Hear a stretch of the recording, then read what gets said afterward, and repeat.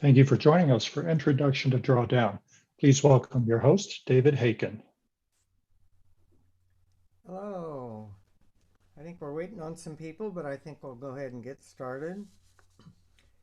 My name's David Hakan. I'm a retired second grade teacher, and about 5 years ago I retired and went full-time music. And as soon as I found out about Project Drawdown, um, started getting involved and helped start the Kansas City Drawdown Society and worked with an organization to create an introduction and a 5 session course to help people find out about Project Drawdown and what they could do to help with the task of reversing global warming. I also want to acknowledge you for um, taking time to learn more about the climate crisis with all the craziness in the world and all the distractions. And especially for the challenge of connecting online via Zoom. So I'm hoping that this will be worthwhile and worth your time. So I'm going to go ahead, since it's 4 after, and get started with the presentation. And there will be time to stop the presentation and reconnect a couple of times, and then at the end there'll be plenty of time to get people's questions answered.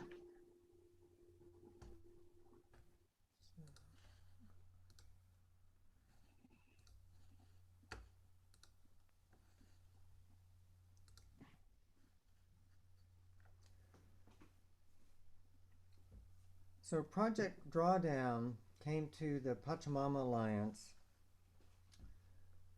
when they first came out with their findings in April of 2017. And the Pachamama Alliance put out the call to its communities literally around the world. And the Kansas City group said we would love to participate and ran the first pilot of what they were putting together to really introduce people to the opportunity of Project Drawdown and reversing global warming.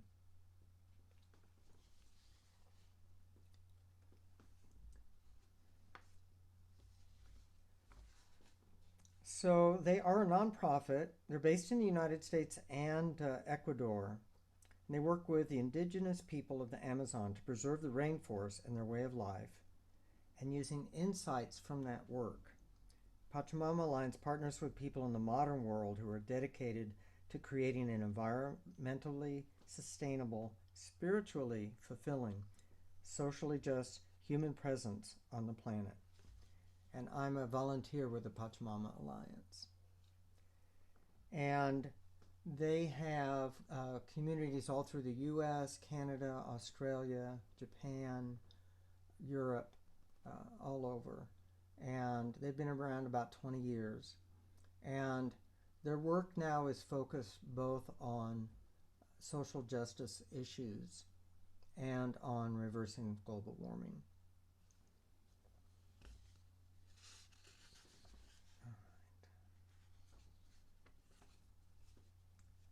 So I'm going to go ahead, as we're waiting on more people, and talk a little bit about Project Drawdown.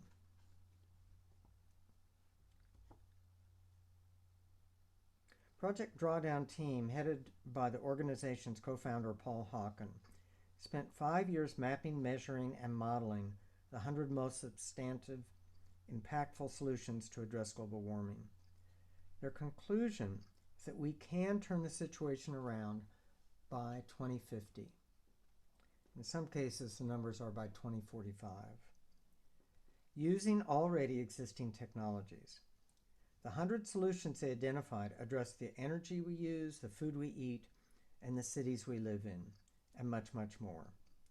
In April of 2017, they published the book Drawdown, the most comprehensive plan ever devised to reverse global warming. And actually, it was the only plan because most people had been working to see how bad it was going to be by when, and what bad things would happen by when. And when Paul Hakan saw that some of his colleagues in this scientific area giving up and saying it's game over, he talked to everybody he could think of to find who's working on the top solutions that are most impactful. And nobody was doing that. So he put out the call to researchers and gathered his team, about 300 people. And they took what was already being done, where they'd already had measurements, where they'd already had adoption curves, and created models to see what would happen if people really got behind these solutions over the next 30 years, and found that we could indeed reverse global warming to where each year we're taking more CO2 out of the atmosphere than we put up. In March of 2020, they released the first update on those findings, strengthening their original findings. So today, my aim is to show how the Drawdown Plan offers accessible possibilities for you as individuals and for your communities to play a vital, active role in reversing global warming.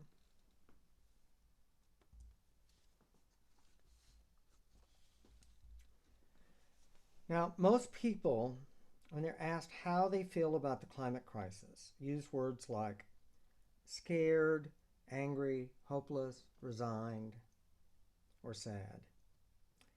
See what fits for you. What is your experience when thinking about the climate crisis? And just be with that a moment.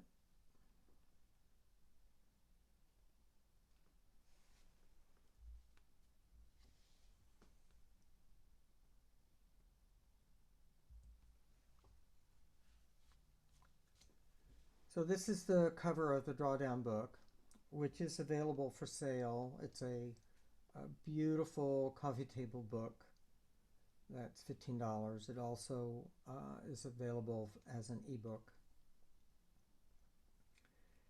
And I heard Paul Hakan speak for about an hour and was very curious. But reading the Drawdown book really got me excited. And it was definitely something that I wanted to just dive into. So the two videos that you'll see today come from interviews that were conducted with Paul right before the book came out in 2017. As you will hear, the findings in the research were a surprise to him. And since then, none of the science has been challenged, and the conclusions have been reaffirmed in an update published in March of 2020 called the Drawdown Review.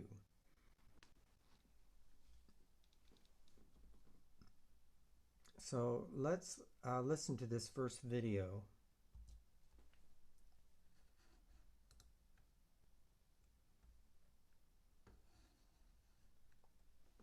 If you Google the top 10 solutions to climate change, top 20, 30, 40, 50, you name a number, but the top ones, what you get are proverbs. It's kind of like be kind to your mother, eat smart, consume less, be efficient, move closer to work, use power strips at home. I mean, things that are definitely sensible, make total sense, but also give you a sense that we're screwed.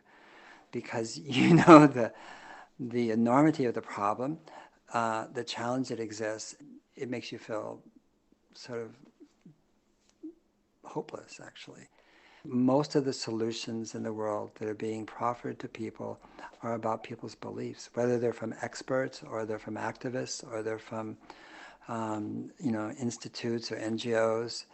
It's just our beliefs about what we need to do. And like any good proverb, they're true, but they don't actually come together in a way that gives us a sense that cumulatively together and with those solutions, we can actually reverse global warming. And the idea that we should aim for mitigation or reduction or stabilization is just crazy, because ppm right now of carbon dioxide parts per million is 402. Humans have never existed when it was over 300. So we're in terra nova. We're in a place right now that no human being of any sort of type, and certainly civilizational or not, has ever existed. So the science about what's going to happen, how fast it's going to happen, is actually speculative. It's good science, but it's speculative.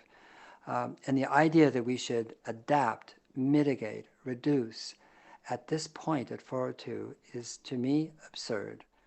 If you're going the wrong way, you have to stop. You just can't slow down and say, now we're not going the wrong way. You still are going the wrong way. And that's why I say right now the proposals around addressing global warming are like Thelma and Louise in slow motion. We're just going right over the cliff, but we want to go slower. And that is not an inspirational goal for humankind. The only goal that makes sense for humanity is to reverse global warming. It's to stop, turn around, and go the other way. And I don't believe that you can achieve something if you don't name what it is you want to achieve. And naming the goal of reversal actually opens up possibility. There's this idea that somehow if we make our goals too big, that it's too hard. It's the other way around. The bigger you make your goal, the more spaciousness there is in your mind, and creativity, imagination soars within a big goal. It doesn't get very far when the goal is really tiny and minuscule. Drawdown is the point in time when greenhouse gases peak and begin to go down on a year-to-year basis. At least that's what it means in respect to climate. You can't achieve drawdown unless you bring carbon back home, because we're way past the point in the amount of greenhouse gases in the atmosphere that would lead to a stabilized planet, or stabilized weather systems. That's gone. So drawdown depends on bringing carbon back home. There's only one way we know how to do it, and it happens every year, and that is through photosynthesis. And if you look at NASA maps of carbon dioxide emissions span of a year, what you see is that every year, actually, we do draw down 6 to 7 ppm. So it goes up and it goes down, it goes up and it goes down. The problem is it doesn't go down to where it was before, and so there is a slow incremental increase of CO2 and greenhouse gases. So it's really about that equilibration, getting to that point where we bring back every year, over the course of a year, the same amount that we're emitting, and then bring back a little more, and that point's drawdown. And that is a very doable thing. And the way we face it, the way we looked at it, is as if it's almost an impossible task, and it's the other way around. The solutions surround us and around us all the time. The IPCC, the Intergovernmental Panel on Climate Change, is the most magnificent and greatest scientific endeavor in the history of humankind. There is no second or third place. Given that, you would think that we would know what to do cold. But actually the IPCC doesn't really work on solutions. They do have a third working group that is about solutions, and the one that came out 2 years ago was 2,017 pages long, and I don't think anybody I know read it, and it didn't become accessible in a way to people that they knew what to do as individuals, as communities, neighborhoods, cities, towns. It didn't make sense at all. It was science. So when we started Project Drawdown, we were working into a vacuum. What we did is map, measure, and model extant, existing, practical, hands-on, WW Granger, everybody can get them solutions or do them. and see what would happen if they continued to scale in a rigorous but reasonable way over 30 years, and whether or not we could achieve drawdown, which is that first point in time when greenhouse gases decline. And we just began a process of mapping and measuring and modeling them. But first we had to cull them and collate them and look at them all. We looked at hundreds of solutions and started to, in a sense, measure their impact. Either they have an impact in terms of reducing the amount of carbon, CO2, or greenhouse gases that are going up, or they actually bring carbon dioxide back home. They sequester carbon. And we obviously were interested in both. And in that process, we only used peer-reviewed literature to measure the carbon impact. We didn't use anecdotes or stories or narratives. And on the economic side, the same thing. We modeled both the impact and the cost and the savings. It's a very complex model because every solution impacts every other solution in some way. It's one system, it's one Earth. One of the mistakes we make is by looking for constantly the top solutions and focusing on the top solutions. If you look at Drawdown, we have 80 solutions we measured and modeled and 20 more which are so new you can't model them. But so let's just stick to the 80 for a minute.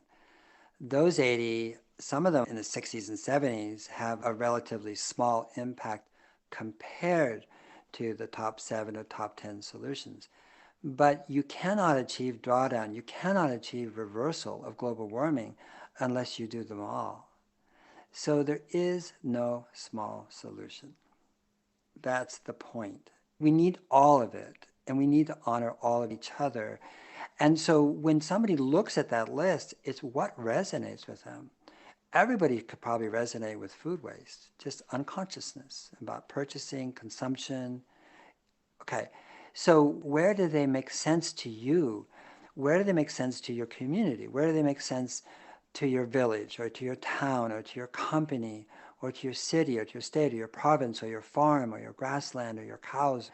It depends on who you are and where you are, your culture. And in that way, you know what it is going to be where you can actually make a difference and accelerate the uptake of a given practice or technique or technology, rather than saying, therefore, you should do this. I don't have no idea what anybody should do. I know that people know what they should do when they read and understand something that makes sense to them.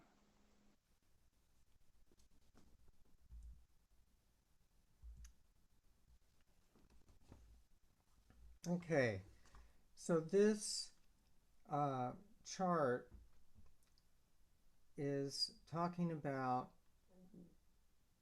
what it would be like as greenhouse gases continue to accumulate every year that we put more greenhouse gases up than we take CO2 down. And as we put less greenhouse gases up into the atmosphere and find more ways to bring CO2 down, there will be a point where we're putting up the same as we pull down. And the next year, if we pull down more than we put up, that becomes the point of drawdown and the beginning of reversing global warming by each year bringing the amount of CO2 and other greenhouse gases back down to where it traditionally was. One of the things that the 2020 review did is it looked at two things that are at play with global warming. One is the sources and one is the sinks. And they did this because there are some activities or solutions that prevent greenhouse gas pollution at the same time as they bring down CO2. So the Drawdown Review, put out this year in March, gave us some ways to look at that. And this is looking at today's sources: electricity production, food, agriculture and land use, industry, transportation, buildings, and other energy-related emissions. And these are all sources that create either CO2 or other greenhouse gases, like methane. And then the sinks are basically the land sinks and the ocean sinks and the coastal sinks. And the point is right now we are putting up so much from the sources that the natural sinks that are there can't keep up.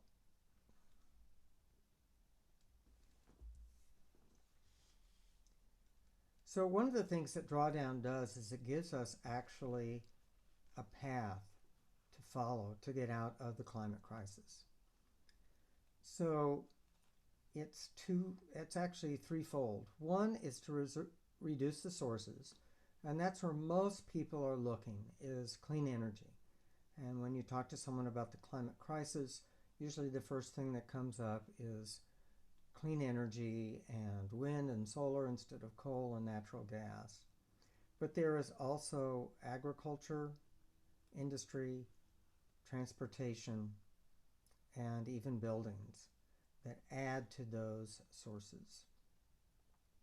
So there are a lot of solutions that affect, the greenhouse gases going up. It isn't just all up to the energy sector. And the other thing that is important is to improve society. And a lot of that boils down to education, and especially education of young girls abroad. And this is a challenge that people are there on the ground in those countries, have figured out how to do it, and just need support.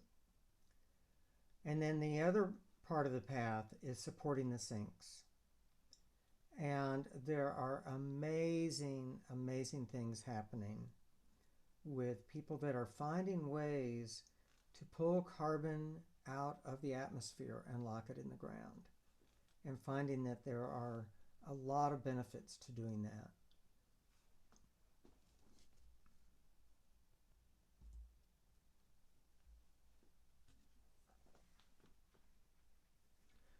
So as you can see, even though some of these solutions have a much bigger piece of the pie because they have a bigger impact, even taking the top 10, without all of the other smaller solutions, we're a long way from reaching drawdown. So it really is something that has to be a worldwide effort. And we need people working on lots of different solutions. And for some people, managed grazing is what they're going to throw themselves into and make a difference in. For others, it may be, electric vehicles or electric bikes. But any activity that's promoting any of these solutions is helpful, and we really do need them all.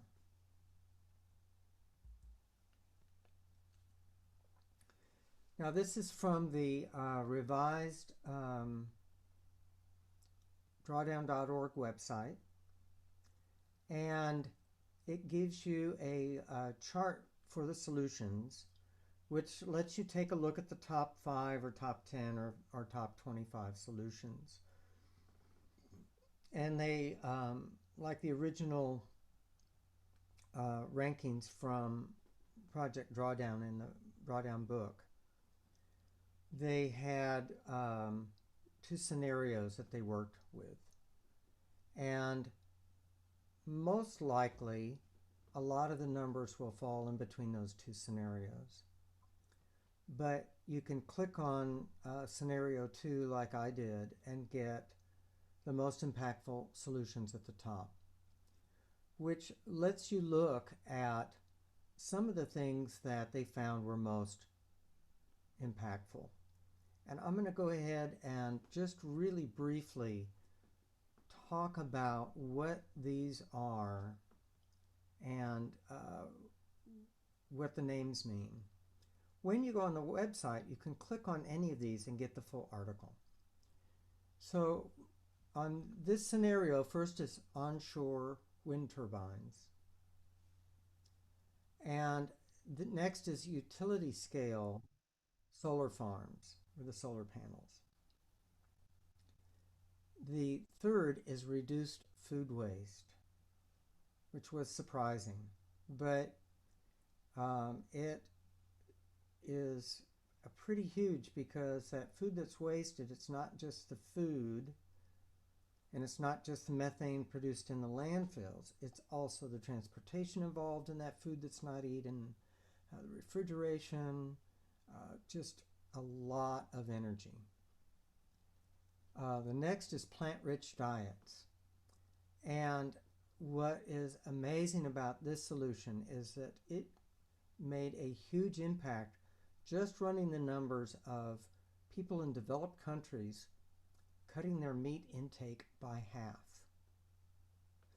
Just reducing it would make enough difference that it would land in the top 5.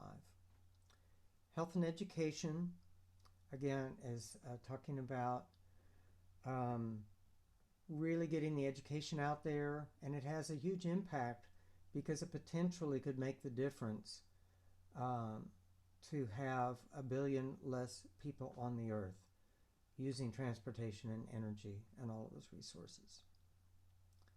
Tropical forest restoration has been going on and is an amazing land sink. Some people call the tropical forest the lungs of the planet. Improved clean cook stoves. Back in 2017, this was way down the list on what they were figuring was the adoption rate and the amount of impact.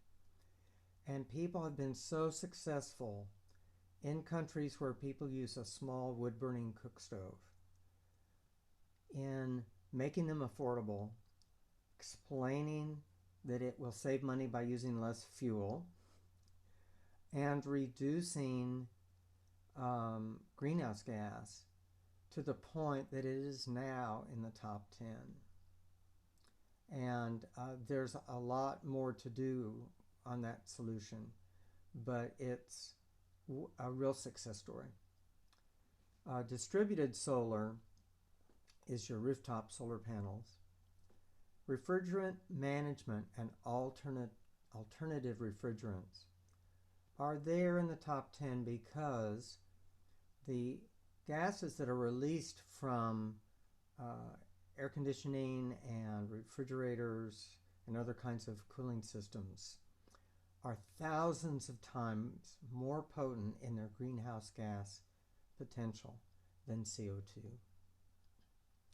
Silvopasture is combining trees and grazing land, and it does an amazing job of pulling CO2 and bringing it down and locking it in the soil. Peatland protection and rewetting is the peat bogs and peat moss.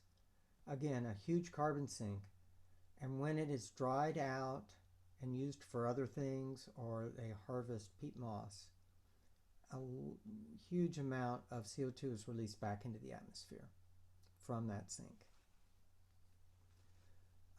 Tree plantations on degraded land, again, is similar to reforestation.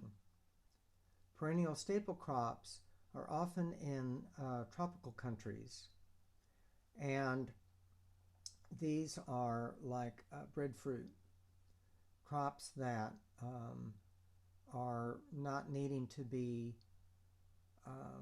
sowed annually. They're perennials and can produce a lot of food without releasing carbon back into the atmosphere like plowing up a field does. Temperate forest restoration. Again, the forests are a huge land sink. and especially with the wildfires going on now with the added high temperatures, this is becoming a huge potential for helping us reverse global warming. Managed grazing is a system where carefully managed cows or ruminants are moved from place to place such that the grass is constantly putting down more roots, which locks an extreme amount of CO2 into the earth. In fact, as I've read about some of the test plots for managed grazing, the numbers they are getting are so outstanding that people are turning around and deciding that something must be wrong. They're going to try to replicate it. And they find another set of acres and start the experiment again. And it's mainly just because it's so successful. Tree intercropping is having crops along with trees. Concentrated solar power is a way to have a lot of solar electricity stored in a central manner. Public transit, of course. Regenerative or no-till organic farming is what regenerative annual cropping is. And again, the numbers on how much CO2 is pulled down when people are really concerned about the health of the soil and the microbes and the other life in the soil is all carbon-based and comes from the CO2 in the air. Bamboo production, they found that they've been able to measure the bamboo will pull CO2 down faster than any other plant. Multistrata agroforestry is where you have a food forest and you have trees that produce, bushes that produce, and plants on the ground that produce. Abandoned farmland restoration, again, it's something where it's just a matter of people's will and getting into action on it because the abandoned land is there and we know now how to restore it. And of course, insulation and LED lighting. So one of the things to remember is that with all of these solutions, as you go through the website or the book, you have numbers that are over the next 30 years. And you also have costs and savings. And in almost all cases, the savings greatly outweigh the costs. And now the estimates for savings over the next 30 years of implementing all of these solutions to reverse global warming is about $100 trillion in savings. And plant-rich diet, I hate this photograph because, you know, for someone used to a standard American diet, it looks like, you know, fruits and vegetables is all you'll get to eat. But there are many plant-based protein sources of protein, legumes, seeds and beans, and grains. And it is very easy to get protein that is just as dense and high quality as meat from plants. And this is something that everybody eats food. This is an accessible solution to anybody. So drawdown.org is a site that has a lot of great stories on it. It has communities that are getting built on it. It has all the information on the solutions and how those are being implemented all over the world.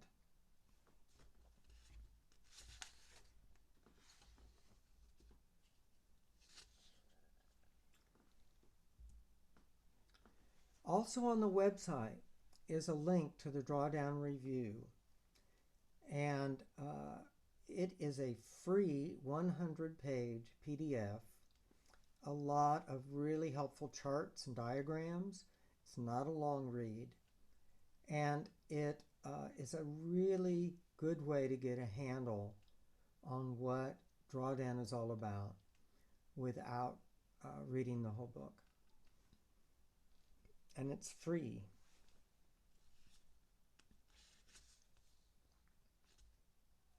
And it has reaffirmed and strengthened some of the key findings from the book Drawdown. Next, we're going to listen to another interview with Paul Hakan about the opportunity of global warming.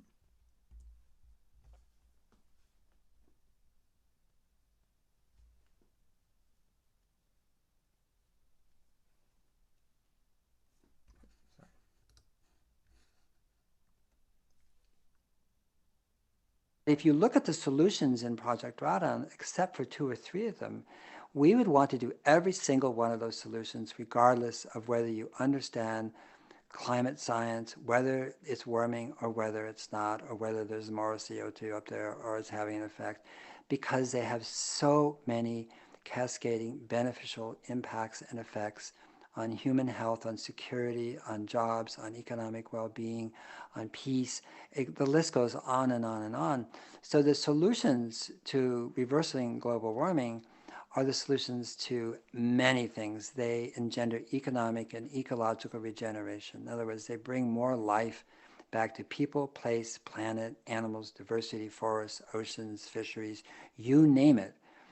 And they do it in such a way that actually people benefit. That is, it's not over there and you stay poor over here.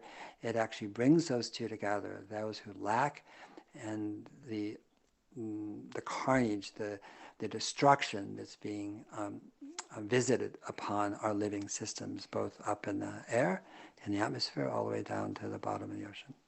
There has been a silver bullet mentality in the climate movement, as if there was some magical solution, that would solve it all or pretty much all of it. And there still is that mindset. The real game changer are people and communities and human beings. Those are the game changers, because it's our game. We created it.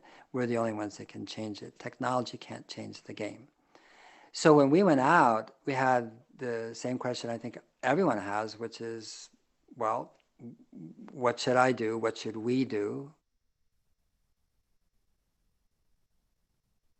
What we do know, given the science, is that the odds are really long.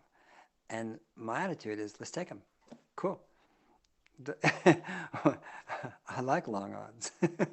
It's very motivating. And you just accept them. It's not a matter of saying, well, we shouldn't. I want even odds or better odds. No, they're just odds.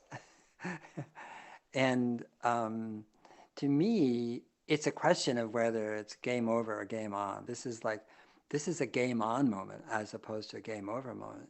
And what we are doing, smaller we, is reflecting back to humanity its collective wisdom. And what we're saying is, actually, we are on the case. That it's not as though we're numb and dumb and stupid. We actually do know what to do. We are doing it. We modeled what is. That's why we know it's possible. And in so doing, we're trying to reflect back to the greater we that we're on the case. Not only do we know what to do and are doing it, but humanity is just extraordinarily brilliant and such genius in us, And what's coming, that is what we didn't model, is extraordinary. And if you can't get from that a sense of like, well, it's game on, then you should probably do something else. But for me, and for I think everybody who's been touched by it and who's touched it by creating it, there is a sense that the odds are irrelevant. For game changers, there's a quote in the book, and it says the one thing we haven't looked at is our mind. It's our thinking. Our thinking caused it. And when you change your thinking, it's a completely different world. You see a completely different world. and part of that is to understand that there is possibility in a way that is grounded, science-based, practical, doable right now.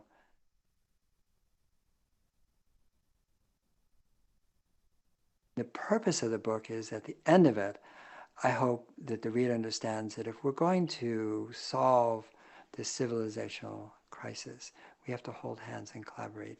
And to do so, we have to actually listen to those people who deny, people who don't believe, quote, quote, to people who think the science says something else. And that is how we create a change, not by dividing, not by polarizing, not by polemics, not by anything that it says that others are other. You know, in other words, that you're other, you're not as good, as well, as important, as meaningful, as contributing as these people over here.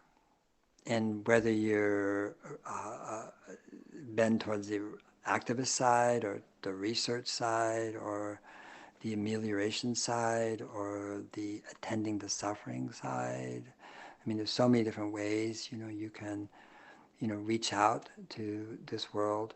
It doesn't make any difference. We need them all. Even those who deny the science, we shouldn't really demonize or criticize them. They're doing the best they can. They are. Everyone's doing the best they can. We can sit back and say, you're not doing well enough or good enough, or that's really inappropriate. That's your judgment. That's your mind. But the fact is, they are doing the best they can. And when we get off of our sort of, you know, position of being, knowing more, being better, and seeing them as lesser, then we can actually hear what they're saying.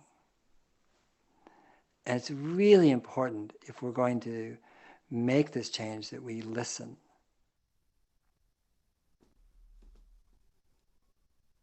Is global warming happening to us or for us? Because if it's happening to you, you're the victim, you're the object, you got born at the wrong time, short end of the stick, not fair, you want to sue Exxon, you want to make somebody wrong, you want to demonize, you want to blame somebody else for how you feel and what's happening. It's not a great place to live or be or think or create.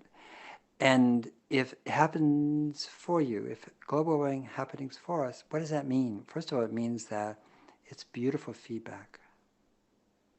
It's feedback. If without feedback, we really suffer and get stupid at least.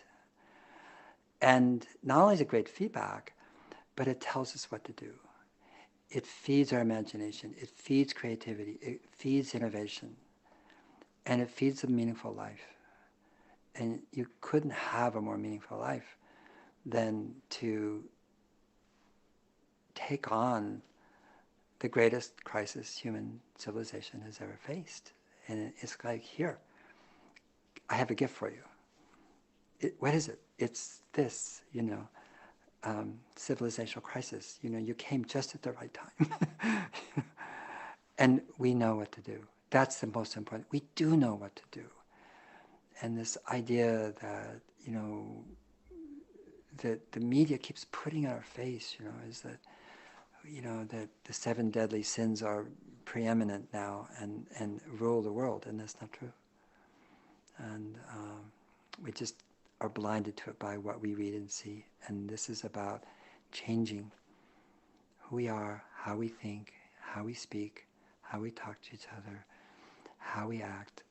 And I can't think of anything that would give more meaning to a person's life, you know, than global warming.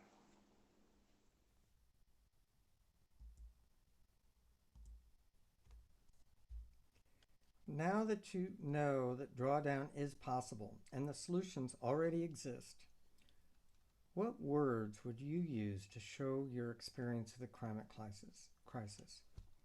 Many people use words like hopeful, excited, enlivened, encouraged, or relieved. What is there for you? Just be with that a moment.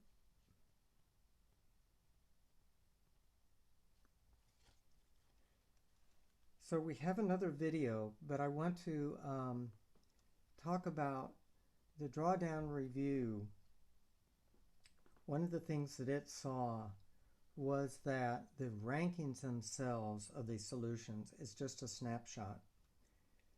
And it really is a matter of what speaks to you in terms of what you want to spend your time and energy on. And a good example of this is way down the list is telepresence.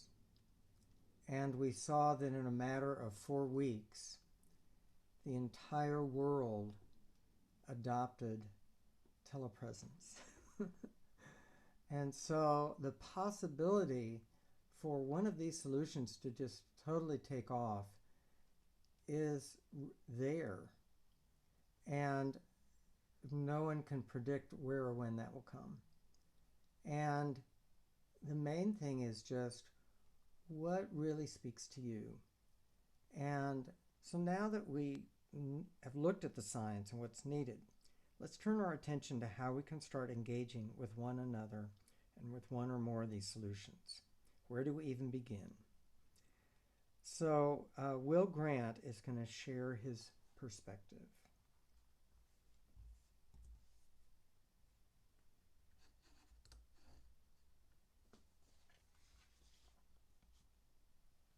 In terms of a lot of social change, and especially in relationship to the environment, I think of what I call the 4 levels of action. The first is individual action. The second is action with my friends and family, the folks I'm directly connected to. The third is community and local institutions. And the fourth is the economy and policy change and changing laws. And so, in the environment, level 1 is, I recycle, I use less, I drive less. Level 2 is I get me and my family to do that. And maybe I put solar panels on my roof, and maybe I join a community-supported agriculture, a CSA. Level 3 is that's when I start to do things like change the way the schools that I'm connected to, right? The way that I change my workplace, that maybe I organize in my town, right, to start moving towards a community solar array, or that I start to, I go into the industries that I work in and I make changes. And the idea for level 3 for me is the place where it's at the level of institution and groups, but where I'm still known as a person, And so the example, and the other model that I give for level 3 is, if I can get in touch with a person who's in charge within about a week and get a meeting, that's what I would consider to be about level 3. Like with some work, I can get a brief meeting with the mayor of my town, right? And then level 4 is, like I say, policy. It's change the law. It's write your congressperson. It's boycott this product. And the environmental movement, I think, in a lot of ways has given the message that's been at level 1 and level 4, right? Change individual actions, or sign this petition, lobby this person, right? And the thing is, I think our greatest impact is actually at level 2 and level 3, and especially level 3. And the reason that I say that is, if I change a local institution or something that I'm involved in, I'm not just impacting my life, I'm impacting the lives of hundreds or maybe thousands of people. I'm also changing an institution, and then other institutions can take a look at that and take the model for that change. So an example is, like, say I get the local school to put solar panels on their roofs. I can actually get that done. That's a project that I can see through beginning to end in a year or 2. And I can talk to all the people who are involved in it, and I can figure out the economics of that, like how much would it save and how much would it work and what would the cost be. I can organize and create a coalition to get it done, and I can do this part-time. I don't have to do this full-time. But the conversation that I get to generate at the school is a big piece of the change, right? That the conversation with the principals and with the students and with the PTA is as useful as the change itself. And we're getting into this idea of, we could do something about this. And then when the solar panels go up, then that means all of the other schools in the neighborhood or in my city have to go, why don't we have solar panels? I mean, this school did it. And so that's a level of a change that I think that we ought to be focusing on. And I think specifically with Drawdown, like there's these 100 solutions that are named in Drawdown. And the question is, how are they going to be implemented? But one of the things that the project did is that they looked at projects that were happening at what I've heard Paul Hawkins call from the middle out, not just from the grassroots up, not just from the top down, but from most of those changes were organized by people working at level 3.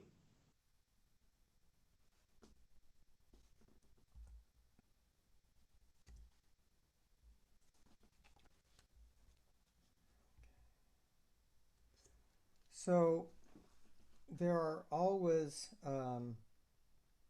opportunities to get involved in your community. And that's pretty much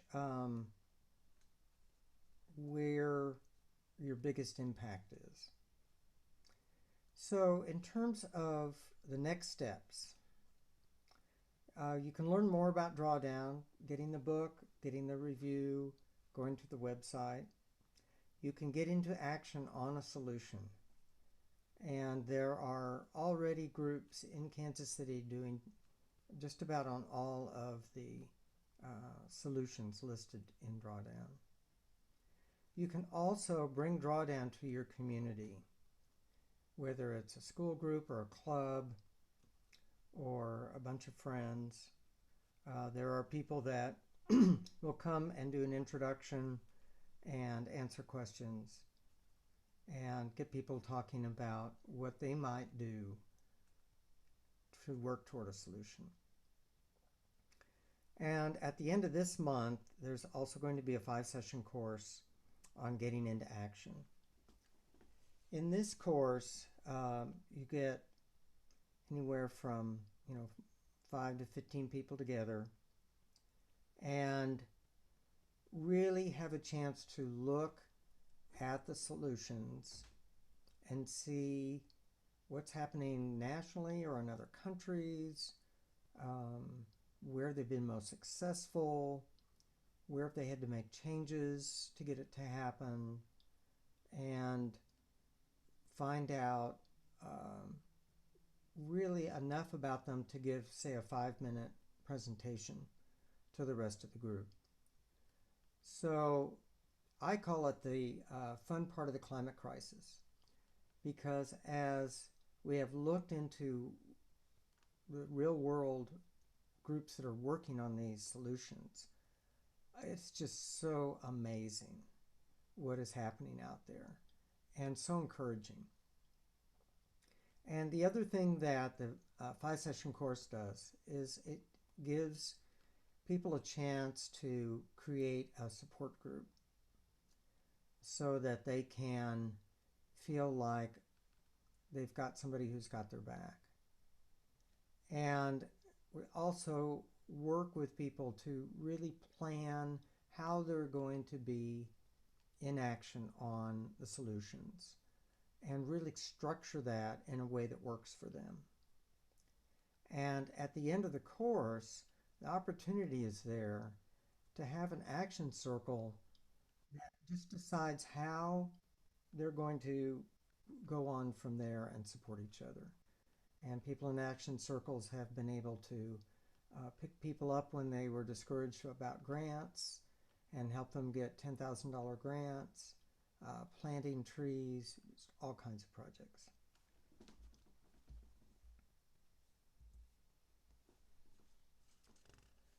So what will you do? What is speaking to you in terms of what you could do to get involved?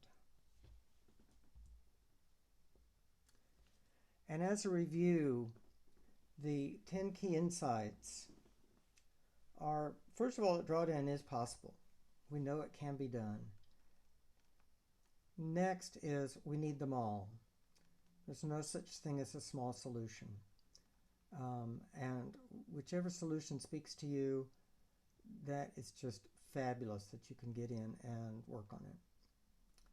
They improve society. So many of these solutions, making healthy soil just happens to also mean that you can have really good nutritious food without any chemicals.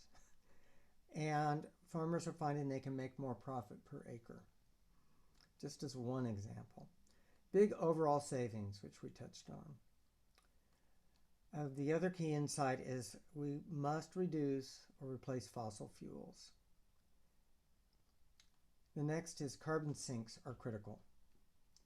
That we're at a point where we have got to do whatever we can to protect the carbon sinks that are there and to create new ones.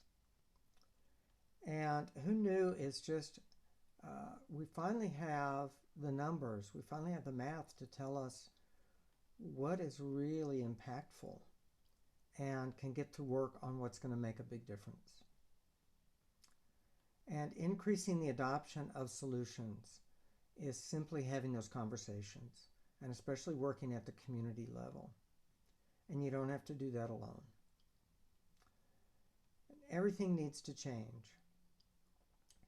That, you know, it's one thing if I get some acres and I grow bamboo, but that bamboo is going to be used by people who manufacture things from bamboo.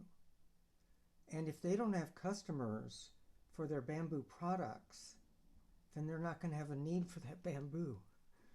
So I finally have realized that there are fabulous spoons made out of bamboo. I have a shower mat made out of bamboo, and that people really can change their thinking about what it means to support these solutions.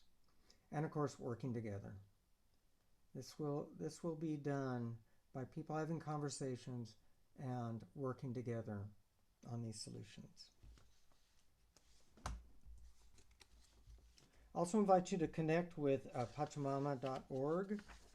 As I said, they work not only on drawdown solutions, but also on creating change for social justice. And they have a wonderful free program for online for Awakening the Dreamer, Changing the Dream, and for the Game Changer Intensive to dive in a little deeper. Okay.